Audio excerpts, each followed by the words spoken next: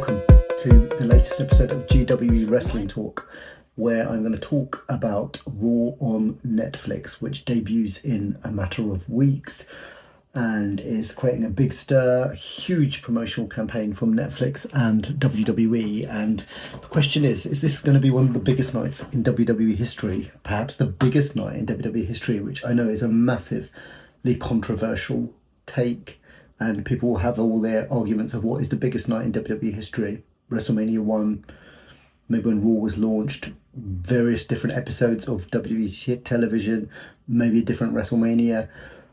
But I think there's an argument that this is going to be one of, if not the biggest night in WWE history, and I'm going to tell you why.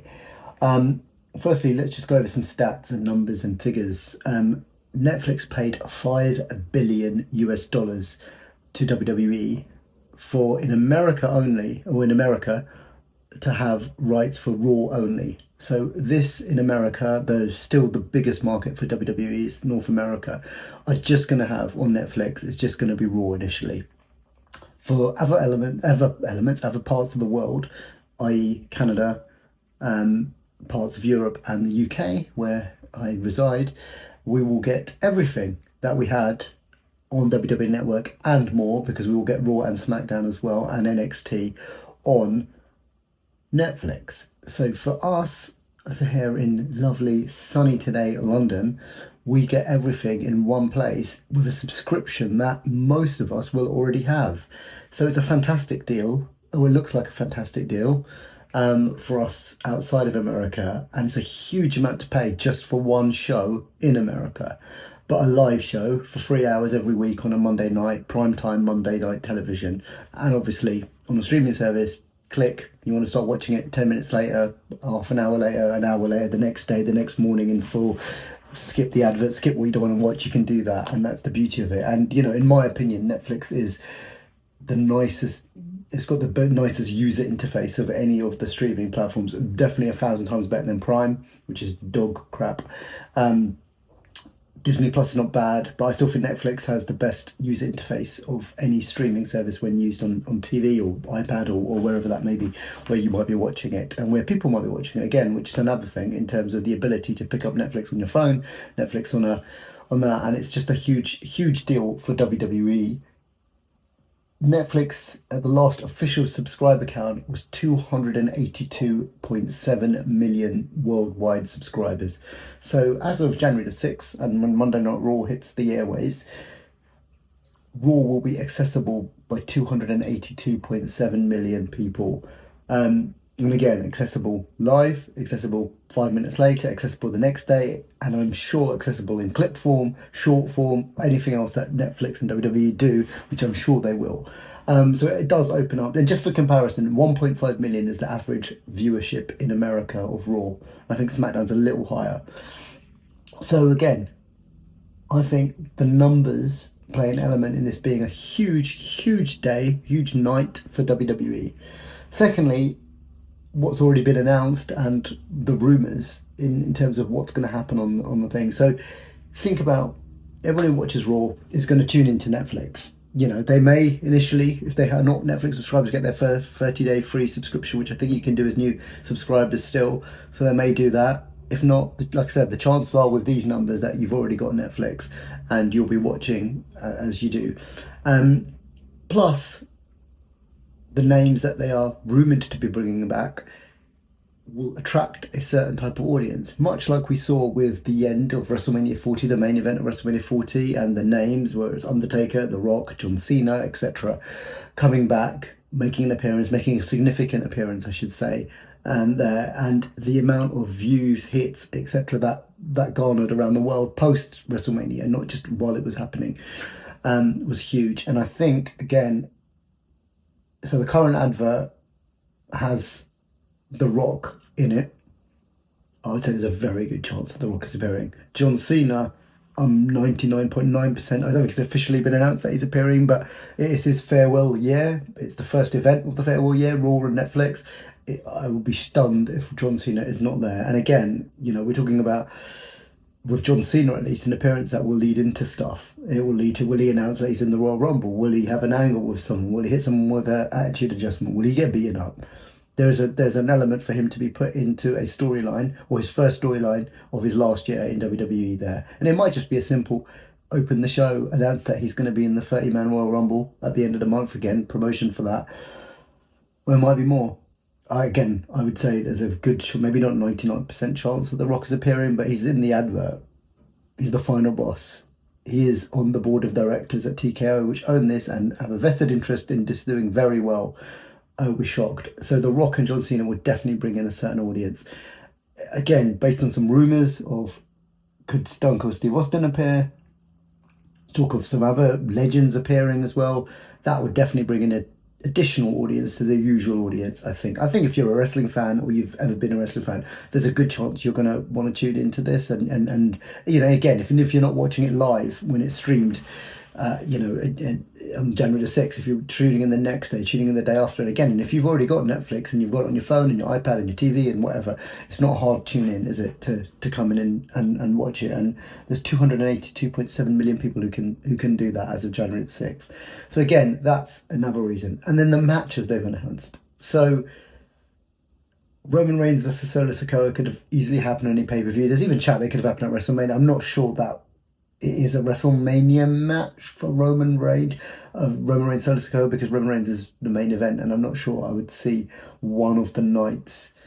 Maybe one of the nights could be for the Ula Fala, but it looks like that will, well, not looks like, it will take place. Tribal combat.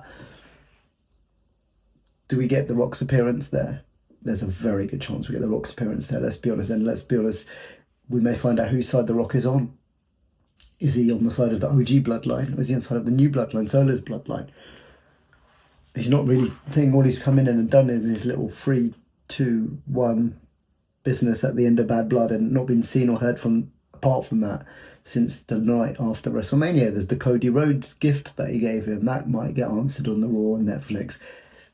So huge implications, a huge match, which could have easily, I'd say, maybe it's not a WrestleMania main event, but it's probably main event most other pay-per-views, PLEs, premium live events that WWE have. And that's been announced. Roman Reigns wrestling on TV, I cannot remember the last time. I think it was like Riddle on SmackDown or something like that was the last time I remember Roman Reigns wrestling on a TV match. And that was a good 2.5, I would say, 2.5 to 3 years ago. At least 2 years ago. Roman Reigns does not wrestle on TV. Roman Reigns wrestles 4 times, 5 times a year, 6 times a year at the most. And that makes it a huge occasion against Solo Sikoa. And then the other match, which I saw a rumour that it might be announced, and it was obviously announced this week on Raw. CM Punk versus Seth Rollins, 10 years in the making. Massive match. By all accounts, this was supposed to be a match at WrestleMania 40, but CM Punk obviously got injured and that didn't get to take place. I would have put money on this being as part of the Vegas WrestleMania, and I was not, unless there's going to be a rematch or a best of 3 or something in that. But that does seem unlikely now. I think that you have the match that was on Raw being a match at WrestleMania 41. Maybe I'm wrong, but we'll see. But that is a huge match. That is when I think you look at if CM Punk ever came back to WWE, you're thinking of what are the dream matches for CM Punk. This is right up there for me. The CM Punk, Seth Rollins, the genuine hatred, it seems, between the two in the 10 years that CM Punk was away from WWE. But it's happening. It's happening on Raw and Netflix, and it's happening in the 3-hour show. So again, 2 huge, arguably at least WrestleMania caliber match. The other one's any PLE headline caliber match taking place.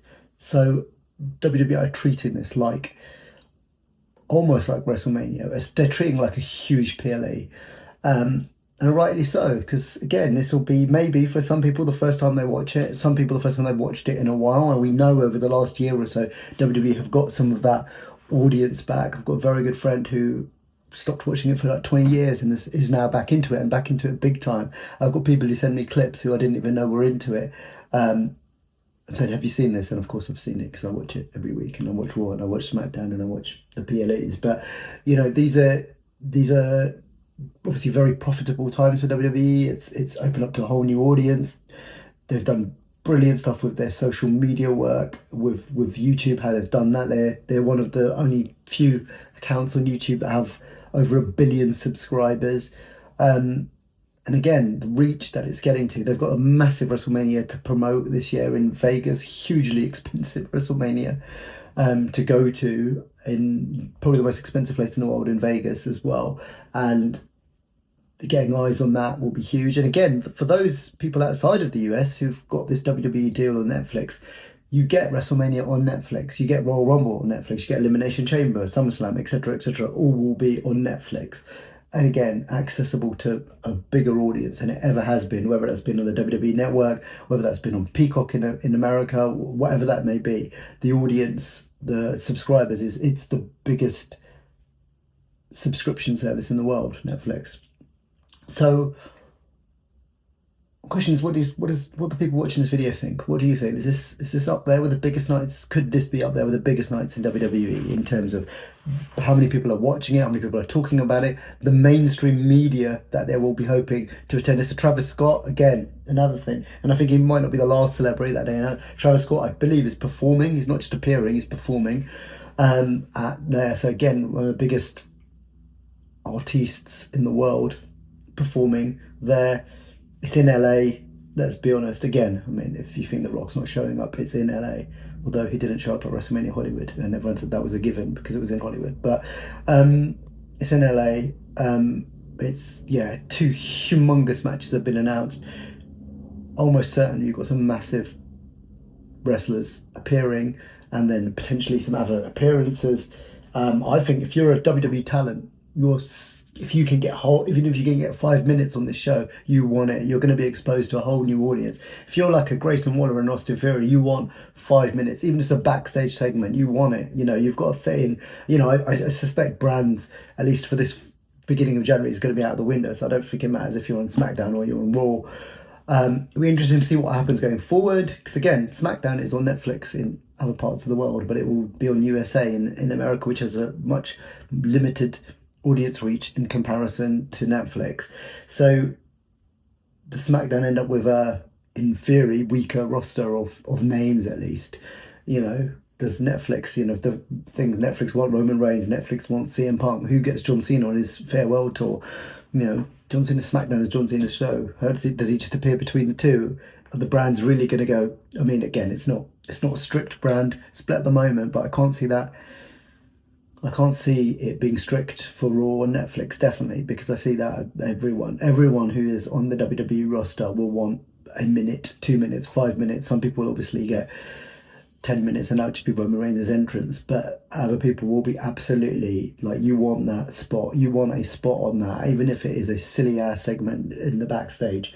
You want that. You've got to fit in a lot, and there's a lot going on in terms of WWE and who will want to get a thing and what can happen there. There's storylines. Do we get? I mean, they've said now Rhea Ripley is the number one contender for Liv Morgan's belt, so that match will happen. I don't think we have to wait for WrestleMania. I can't imagine they're not going to make us wait in December and say she's the number one contender. So that's either going to happen at Raw and Netflix again, a huge opportunity there. And if not, there will be some kind of Liv Rhea Judgment Day segment, of course. I'm sure of it. Rhea Ripley again. If you look at, again, it's interesting. Look at the front poster of Netflix and who they've got on it at the moment. CM Punk, Seth, Liv, Rhea. I can't remember who else it is off the top of my head, but those are featured prominently in that. So there's a lot to happen on that show. I think it's gonna be a massive show. I know people who live in the UK will be staying up to 1 o'clock. Staying up to 4 o'clock in the morning to watch it. It starts at 1 a.m. UK time, and people are making jokes that the stream will not survive because of what happened with Mike Tyson and Jake Paul. But as good as WWE are doing, I don't think we're quite going to get the figures and the viewing and the people tuning in that we got for that horrendous fight between Mike Tyson and Jake Paul. Anyway, what are your thoughts? What do you think? What are you most excited about? Who do you think we're going to see from the past? What do you think is going to happen? Major implications for Royal Rumble, WrestleMania, I suspect, will be a thing. It's the beginning. I mean, they always say the Royal Rumble is the beginning of the road to WrestleMania. I think this year, Raw on Netflix, January the 6th, is the beginning of the road to WrestleMania. And again, I mean, they say it every year, but this really feels like it could be the biggest WrestleMania with the people that could appear. The last time John Cena is going to be wrestling at a WrestleMania. the matches that could happen that we don't know, and who knows. And there's so much rumor and people who think they're in the know, and oh, this match has been, this person's definitely not wrestling now, this person is. No one knows. And again, I would have put a lot of money down if someone said, name me one match you think is almost definitely going to happen. It would be CM Punk and Seth Rollins, and maybe it'll be CM Punk with Seth Rollins 2 or 3, and maybe they'll do that. But I suspect they've got different directions, which throws a lot up in the air, because CM Punk's obviously going to be on the card at WrestleMania, and he wants his WrestleMania main event, and he's got his favour from Paul Heyman. Seth Rollins will obviously be on the card at WrestleMania, and rightly so. And how do you fit them in now? That's matches. Again, conversation I was having with a few friends the other day. How do you fit, what is there, 7 matches each night? How do you fit everyone in? I mean, you can have like a fatal 4-way tag team for the men and for the women, so you get quite a few of them on there, but there's a big roster, a big impressive roster in WWE, and how do you fit that on? And that's probably a conversation for another video.